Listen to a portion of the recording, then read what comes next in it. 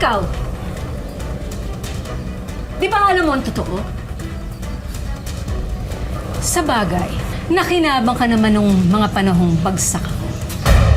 Tingnan mo nga naman, ikaw ang pinalit niya bilang favorite. Pero, ano ka ngayon? Nasaan ka? Sumikat ka pa.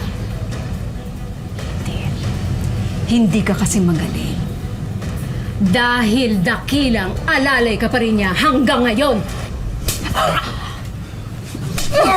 Stop! Sige! Stop! Ano? Oh, Stop! Hindi kita urungan! Tama na! Ha? Dad, tell us the truth.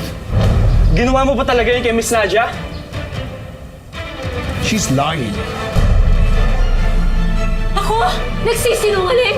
Sinungaling ka? Ha? Si Sir ang bunga ng ginawa mong kabastusan sa akin!